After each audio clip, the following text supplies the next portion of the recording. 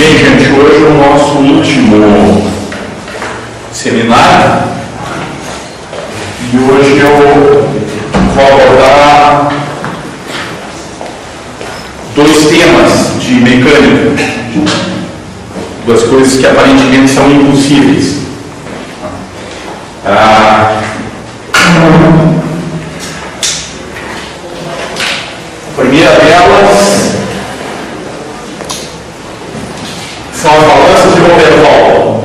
Roberval é um físico e matemático francês contemporâneo do Newton. Em 1669, ele apresentou um projeto para a Academia Real de Ciências da França para resolver um problema relativo a balanças. Porque até ali, todas as balanças tinham os corpos a serem pesados abaixo do fluxo. Como vocês podem ver aqui nesse sistema, tem uma travessa que está livre para girar em torno desse fluxo, e eu tenho aí o sistema em equilíbrio.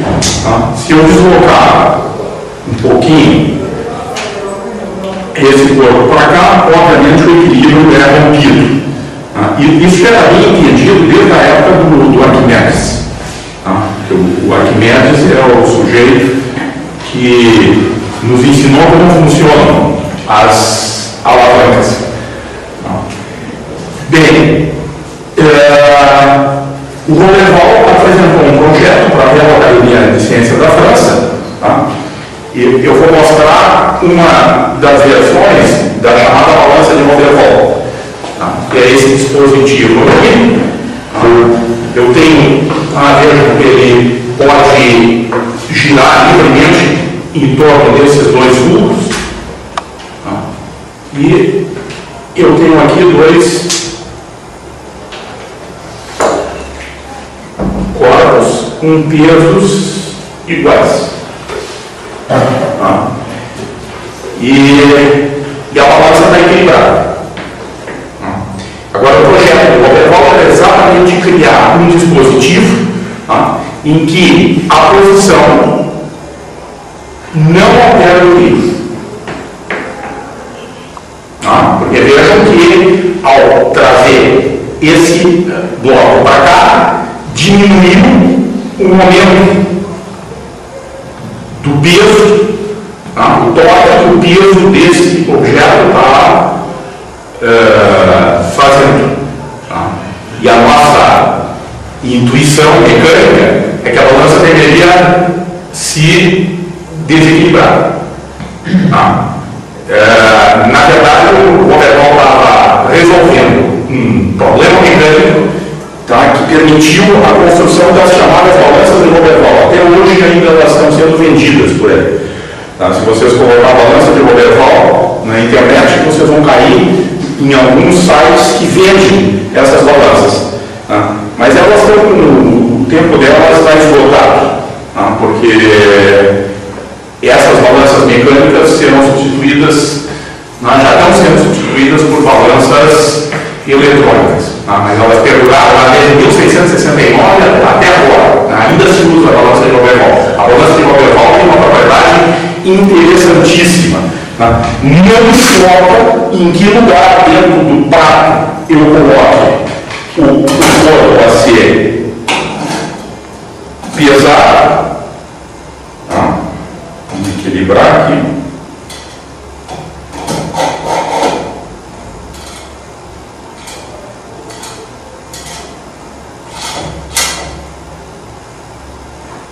Aqui assim. Equilibrou. Veja, se eu colocar o corpo aqui, vou colocar aqui, o equilíbrio está garantido da mesma forma. Porque imagine a complicação que seria uma balança em que a posição do corpo em relação ao fluxo afetasse o equilíbrio da balança. Essa aqui é ainda uma balança de Roberval. Na verdade, depois eu vou explicar melhor, essa aqui é chamada meia balança de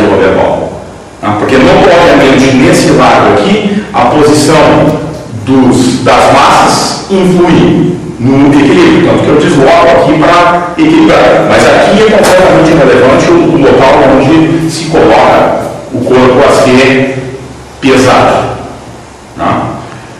Então aqui nós temos uma balança de Roberval, aqui nós temos a mesma balança em um tamanho maior, é exatamente a mesma balança. E o equilíbrio não é afetado pela posição dos corpos, então, em relação aos dois eixos. E aqui eu tenho, deixa eu ver isso aqui. Aqui eu tenho uma semi-balança de Roberval.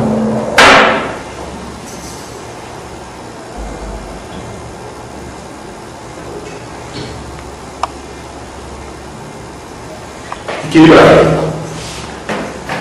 Agora, se eu colocar aqui, continua equilibrado.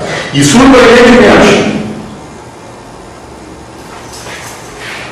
os dois pesos produzindo torque no mesmo sentido. E a balança continua equilibrada. Quer dizer, é irrelevante em cima dessa haste em que posição eu coloco o corpo. Bom, se vocês olharem para isso aqui e compararem com aquela balança lá, você já entende o que tem aqui por baixo escondido. Aqui embaixo tem um mecanismo de Roberval escondido.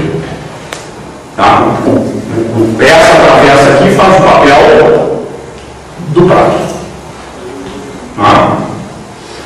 Então, aparentemente, esse sistema viola a segunda condição de equilíbrio. Bom, vamos ver como é que é isso aí. Bom, a balança aí equilibrada, a semi-balança de Roberval sem carga, está equilibrada, com os dois corpos suspensos, ela permanece equilibrada mesmo quando os dois corpos estão do mesmo lado do fulcro. E o nosso objetivo é entender um pouco, teoricamente, como isso é possível. Bom, gente, a primeira balança que eu mostrei lá para vocês, onde a gente tem um fulcro apenas, essa balança, ela só é possível porque ela está em equilíbrio estável. Note lá está marcado a posição do centro de gravidade da balança toda. O centro de gravidade da balança tem que estar colocado abaixo do fulcro. Isso permite que essa posição seja uma posição de equilíbrio estável. É só deslocar um pouquinho esse corpo ou esse aqui, e o centro de gravidade já vai para um lugar que não está mais abaixo do fulcro, e está quebrada a condição de equilíbrio. Nós também podemos discutir o equilíbrio numa balança olhando para onde está o seu centro de gravidade. Então, dessa balança a gente entende bem como funciona. Bom, e aqui está a condição de equilíbrio da balança. P1, D1 tem que ser igual a P2, D2. Se isso acontecer, o sistema está equilibrado. É claro, nós estamos admitindo que a haste já estava equilibrada antes de se colocar as duas cargas. Ok? A haste já estava equilibrada, então colocamos as duas cargas. Essa condição tem que ser preenchida para que o sistema permaneça em equilíbrio. Bom, essa aqui já é uma balança impossível. Essa é uma balança impossível. Não porque eu não possa ter um sistema como esse em equilíbrio. Só que essa balança é impossível, porque essa posição é uma posição de equilíbrio instável. Até poderia construir um sistema como esse, ele estaria equilibrado, mas qualquer perturbação infinitesimal que afastasse um pouquinho o centro de gravidade desse ponto, para um lado e para o outro, levaria a balança a evoluir para uma outra posição onde o centro de gravidade vai aqui para baixo. Portanto, balanças com essa configuração aqui não eram possíveis antes do Robert Hall. E a maioria das balanças que nós conhecemos da nossa vivência tem esse tipo de configuração. É claro que eventualmente a gente até encontra balanças do tipo romana, greco-romana, que é aquele sistema que eu mostrei há pouquinho aqui, onde as massas estão por baixo do travessão. Mas nos armazéns, nas vendas antigamente, e até hoje, a gente encontra balanças onde notoriamente o prato está por cima. E ela não pode ser uma coisa como essa aqui. Ela não pode ser uma coisa como essa aqui. Ela tem que ser uma balança desse tipo. E como é possível o equilíbrio de um sistema como esse? Aqui eu estou mostrando a configuração de forças externas ao sistema, porque essas interessam para discutir as condições de equilíbrio. Um sistema está em equilíbrio se o somatório das forças e dos torques externos ao sistema for nulo. Então, se quer discutir o equilíbrio do sistema como esse, eu tenho que primeiro me perguntar quais são as forças externas. O peso das duas cargas, e as forças que os fulcros estão fazendo. E os fulcros, e aí está a genialidade do engenho do Overval, é que os fulcros, eles, além de produzir duas forças verticais para equilibrar os pesos, eles produzem também dois esforços horizontais iguaizinhos, de mesma intensidade em sentidos contrários. Então, aqui marcado em azul. E é graças a esse binário aqui é que o sistema pode permanecer em equilíbrio. Vamos olhar a próxima lâmina. Aqui eu já estou escrevendo as condições de equilíbrio para esse sistema. Vamos pegar o fulcro de baixo como referência. Vamos equacionar a segunda condição de equilíbrio em relação ao fulcro de baixo. Ora, esse peso produz um torque sobre o sistema em sentido anti-horário. E quanto vale esse torque? Bom, esse torque vale o peso multiplicado por essa distância, x mais L. E o sistema estará em equilíbrio se o torque no outro sentido, for equilibrado por esse torque. Agora, quem produz torque no outro sentido? Obviamente, o outro preço, mas essa força aqui também produz torque em relação a esse fulcro, no sentido horário. Então, o torque do peso, que é P2L, que multiplica Y mais L, depois mais o torque da força horizontal vezes o braço de alavanca dessa força, que é essa dimensão aqui quer dizer, se essa condição aqui tiver preenchida, a balança estará em equilíbrio. Quer dizer, o que permite um sistema como esse permanecer em equilíbrio é a existência de dois fulcros. E esses dois fulcros não produzem só forças, eles produzem também um binário, um par de forças, que é capaz de anular o torque. Porque aqui, quando não existe esse termo aqui, que é o caso da nossa balança inicial, esse termo aqui não existe porque só tem um fulcro, não tem como manter esse sistema em equilíbrio, a não ser que os pesos sejam iguais e aí as distâncias têm que ser iguaizinhas. Bom, vamos olhar aqui a semi-balança de Robert Hall carregada nessa situação interessante, em que os dois pesos estão produzindo torque em relação a qualquer um dos fulcros, os dois pesos estão produzindo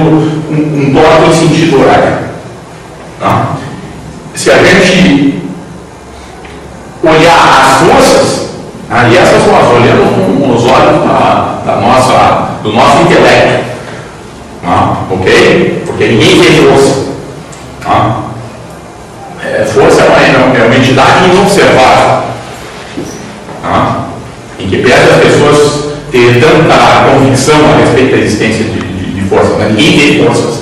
Tá? O que a gente vê são os supostos efeitos das forças. Mas nos olhos do nosso intelecto armado com as leis da mecânica newtoniana, tá? Nós vemos quais são as forças nos fulcros.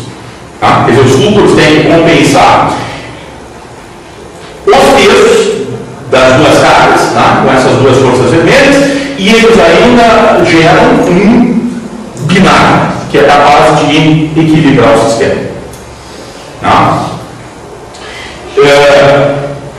Bom, demonstrar que esse sistema está em equilíbrio e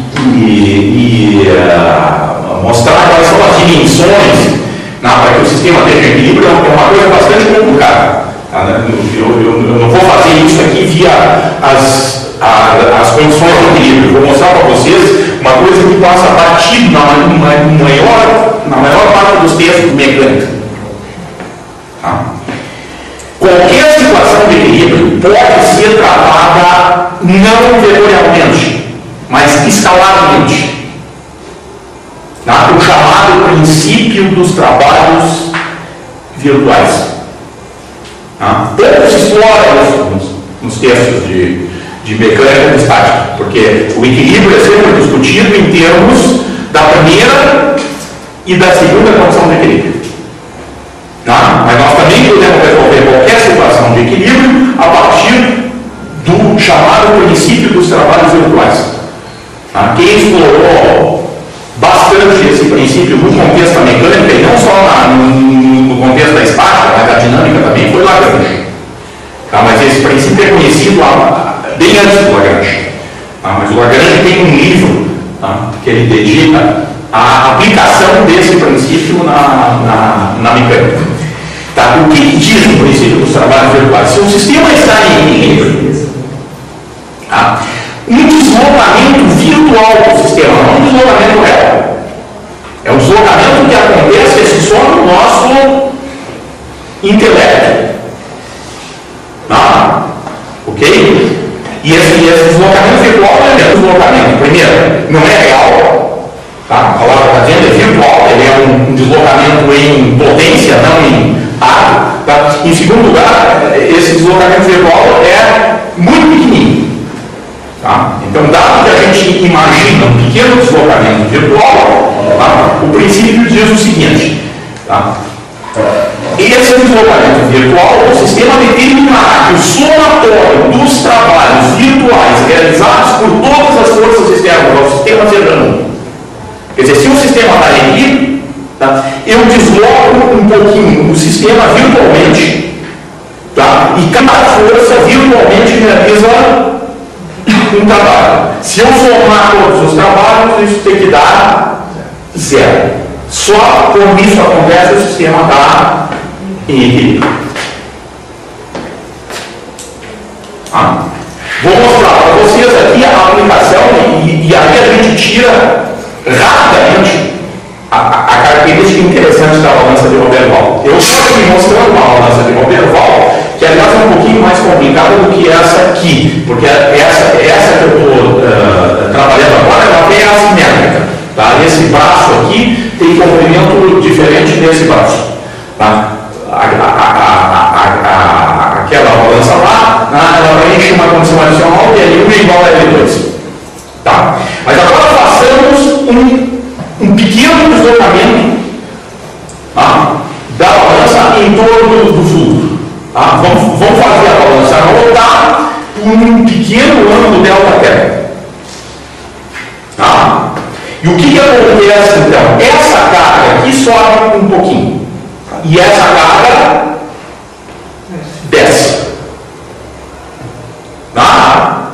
Uma carga sobe um pouquinho, outra carga desce um pouco. Tá? As outras forças externas, que são importantes para aplicar o princípio dos trabalhos virtuais, são aplicadas no fulcro.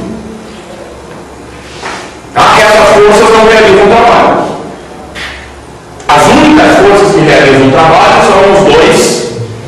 peso. Tá? Ok? Tá? Um dos pesos realiza um trabalho positivo, tá? Porque ele está descendo, tá? E o outro peso realiza um trabalho negativo. Bem, outro aspecto importante nesse dispositivo. Notem que quando esse sistema gira um pouquinho, essas duas peças aqui não sofrem rotação, apenas translação. Tá? Isso dá para ver até aqui, tá? A gente enxerga isso, tá? E aí para deslocamentos não virtuais. Tá? Essa haste aqui e aquela outra sempre fica paralela à haste central. Isso significa que quando eu rodo a balança de Roberval, tem uma parte da balança que não roda, se traslada apenas. Sofre apenas uma translação. Não? Essa translação tem uma componente horizontal e outra vertical. Né? Ela sobe e se aproxima do eixo. Mas é apenas uma translação. Tá? Bom, e aqui então, nesse diagrama está marcado quanto cada haste se deslocou na vertical. Não? Essa haste aqui desceu ΔH1 e essa haste aqui subiu ΔH2. E notoriamente, essa descida e essa subida depende do ângulo, que é o mesmo, mas depende também desses braços. Se os braços fossem iguais, ΔH1 seria exatamente igual a ΔH2. Tá? Ok? Se os braços forem iguais, os ΔH serão iguaizinhos. Tá? Digamos, essa aqui sobe 1 centímetro, essa desce 1 centímetro. Tá? Bom, mas quando esse lado desce 1 centímetro, toda essa peça aqui em forma de D desce 1 centímetro. E aquela lá, tá? Quando subir aqui, digamos 1 centímetro, toda a peça sobe por 1 centímetro.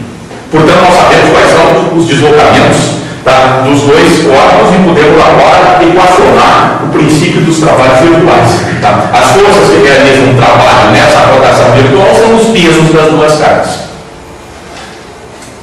Tá? Vejam a elegância desse negócio, porque tente atacar a balança de Roberval a partir das duas condições de equilíbrio. E no nosso artigo, né, depois eu passo, mando para vocês podem encontrar essa redução. Essa redução é bastante trabalhosa, mostrar a partir das duas condições de equilíbrio. Tá? A gente gasta lá uns 10 ou 12 passos para chegar a demonstrar o que se quer. E aqui é imediato.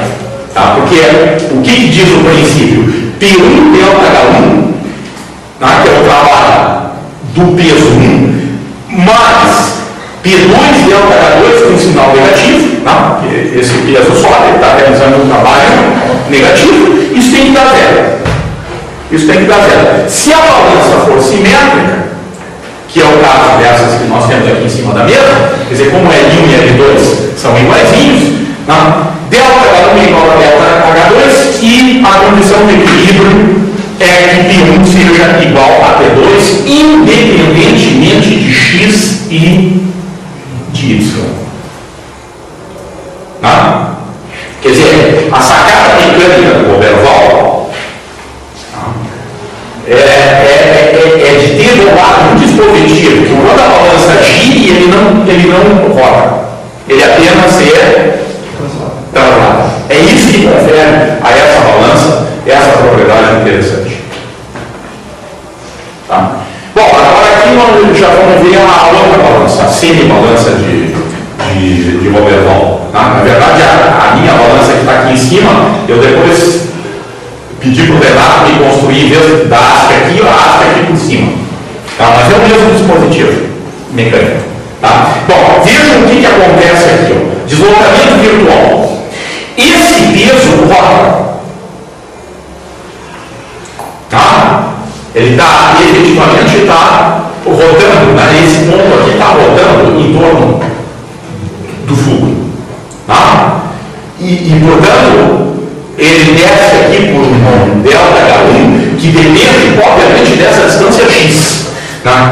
Tragam esse corpo mais para perto do eixo, tá? E ele se deslocará menos. Tá? Se deslocará menos.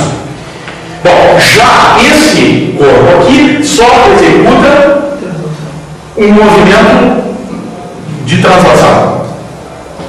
Tá? Não importando em que posição ele está colocado sobre essa haste, e poderíamos puxar a haste para cá também, tá? Para o outro lado, tá? Que é o que a gente faz na balança que está em cima da mesa. Tá? A haste vem para cá também. Tá? Não importando onde ele está colocado, ele vai se mover por ΔH2, sempre. Tá?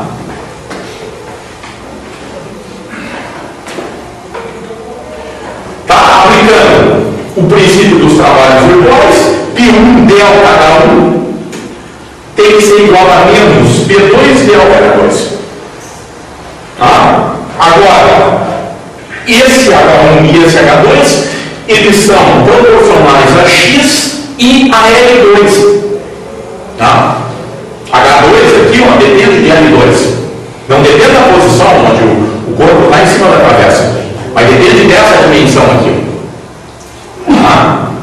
E daí sai a condição de equilíbrio para esse sistema aqui. Quer dizer, os trabalhos só serão iguais, tá? Se P1 é igual a P2 L2 sobre X. Ora, X pode ser variável. Tá? Pode ser variável. Quer dizer, aqui eu tenho um braço onde a posição do corpo é importante, e eu tenho um outro lado onde a posição do corpo não é mais importante.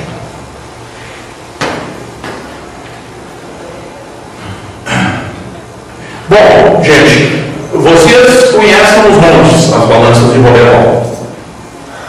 Tá? Aqui está o quilo de feijão que eu quis comprar, e lá está o sujeito pesando. Tá? Aí ele tira lá do seu depósito de pesos padronizados, tá?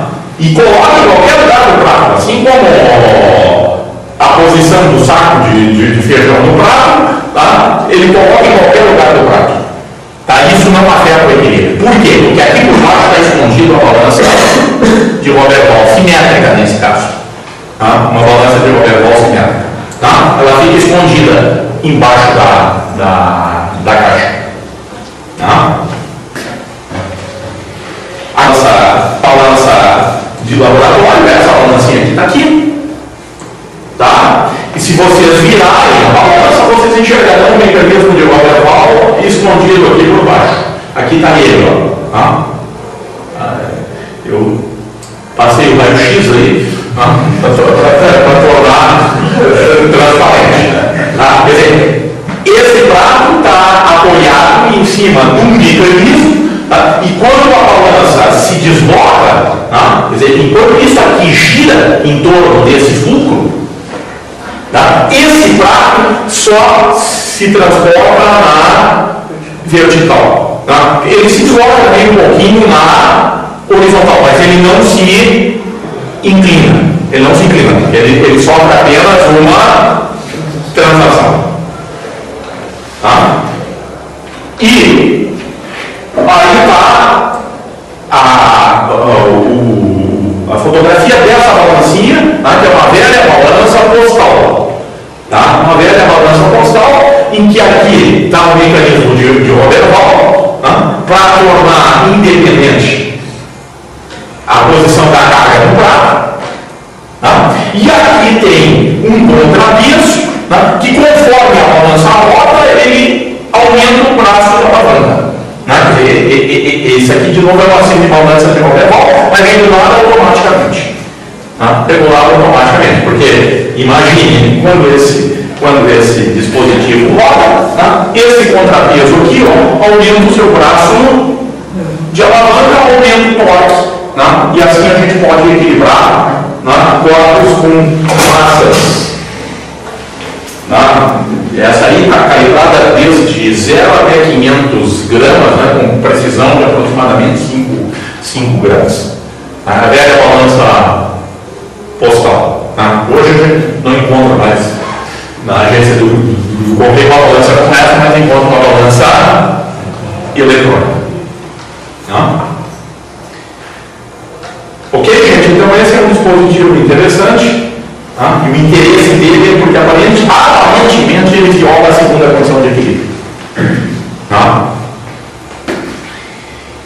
Bom, e eu quero discutir um outro sistema mecânico interessante,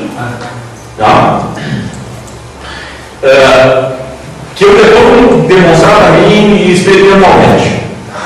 Parece que o Leonardo da Vinci já sabia e fazia essa demonstração.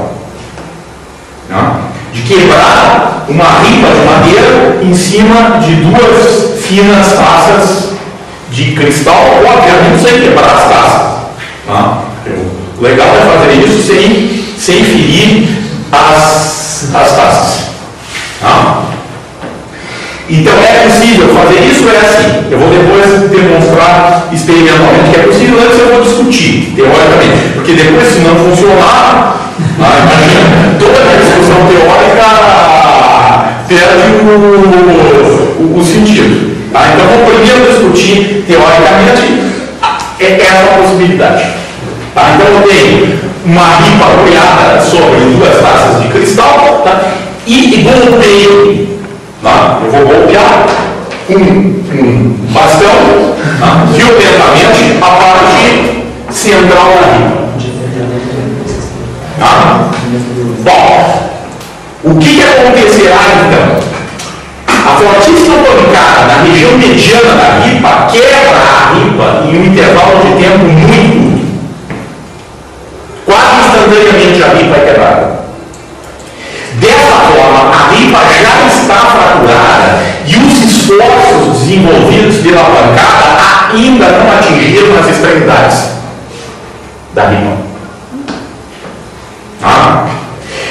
Porque veja, gente, se eu tenho um objeto, uma ripa homogênea apoiada pelas 2 extremidades, eu me pergunto assim, dado que eu sei qual é a carga da ripa, qual é o esforço que cada um dos dedos faz? Aproximadamente a metade do esforço total. Se eu aumentar a carga aqui no centro, depois de algum tempo, aumentará os esforços nas extremidades. Isso não pode ser instantâneo. Porque afinal, para aumentar os esforços lá na extremidade, a informação tem que passar daqui para cá. Tem uma informação passando através da ripa, na forma de uma onda mecânica, de uma onda de deformação, quer dizer, aumenta um pouquinho as deformações dentro da ripa, mas isso vai levar algum tempo para chegar aqui. Bom, na situação estática, a estática toda é discutida depois que esse tempo já passou. Depois que esse tempo já passou. Portanto, se eu duplicar a carga aqui, duplicam os esforços. Se eu multiplicar por 10 a carga, multiplico por 10 os esforços. Só que essa situação aqui não é uma situação estática. Quer dizer, o que acontece? Essa pancada forte fratura a ripa antes que os esforços sejam transmitidos lá para as taças. Então, esse é o primeiro aspecto importante para essa discussão. Então, agora vamos seguir analisando a situação. Esse impacto forte na região mediana rompeu a ripa. Mas, concomitantemente, imprimiu um movimento de translação da ripa para baixo e mais uma rotação em torno do centro de massa. Então a ripa é jogada para baixo violentamente, e gira em torno do centro de massa. Tá? É o que está representado aqui. Bom, tem um teorema muito importante da estática, da dinâmica dos corpos rígidos, tá? Que diz o seguinte: se um sistema executa translação e executa uma rotação junto, qualquer sistema que se traslade e rote, eu posso entender isso como uma rotação apenas. Instantaneamente, esse sistema está girando em torno de um eixo muito especial, que é o chamado eixo instantâneo de rotação. Tá? Aliás, esse teorema é importantíssimo, porque ele simplifica tremendamente o equacionamento. Se eu quiser equacionar coisas como essa aqui, vale muito a pena usar esse teorema. Quer dizer, combina translação com rotação e isso dá uma rotação pura. Dá uma rotação pura. Quer dizer, combina a translação do centro de massa com a rotação em torno do centro de massa, isso dá uma rotação pura. Nesse caso, se pode demonstrar que essa rotação pura ocorre em torno do eixo que passa por aqui acima. Tá? Se L é o comprimento da riba, esse eixo está passando a L sobre 3. Tá? Ou seja, imediatamente depois da pancada, o que acontece?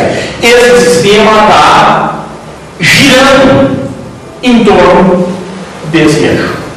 Bom, se ele está girando em torno desse eixo, é fácil de prever o que está acontecendo. Essa extremidade aqui está se afastando da taça. Tá? Então, as duas extremidades estão se afastando da taça. E aqui eu fiz uma representação, tá, do que acontece a seguir. Tá? Veja, o dia que eu tiver uma câmera ultra rápida que faça filmes de 1000 quadros por segundo, dá para filmar uma coisa como essa. Por enquanto não dá. Porque esse processo ali é extremamente rápido. Tá? Mas eu já sei o que eu vou enxergar no filme. Tá? Vou enxergar isso aqui. Tá? O centro de massa descendo, tá? Descendo, com grande energia cinética, e a barra voltando em torno do centro de massa. Tá? Ok? E deve acontecer isso aqui. Tá? E portanto, tá? A riba não toca mais nas taças. Tá? Essa é a teoria. Então, a ideia é dar uma pancada violenta, tá, no centro da riba.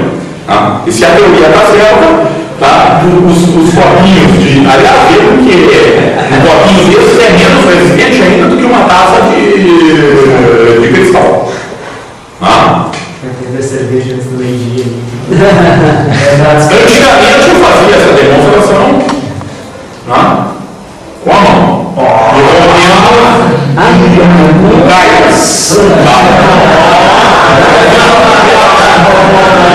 Isso faz muito tempo, tá? Faz muito tempo eu agora prefiro fazer bastante. Tá? Então vamos lá.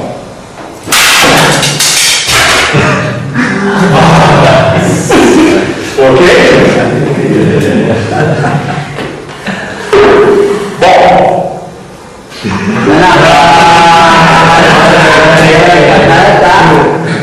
cada vez mais crítico fazer isso. Por quê? Porque eu tenho que romper antes que os esforços atinjam as extremidades. Tá? Difícil fazer isso, por exemplo, com uma haste metálica. Mesmo que eu substitua isso aqui por um instrumento importante que corta a haste. Tá? Por quê? Numa haste metálica, essa informação se propaga com uma velocidade muito grande. Tá? Muito grande. Tá?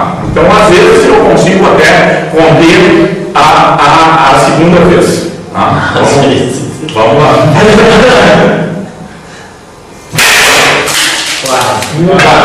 Não, aqui, ó.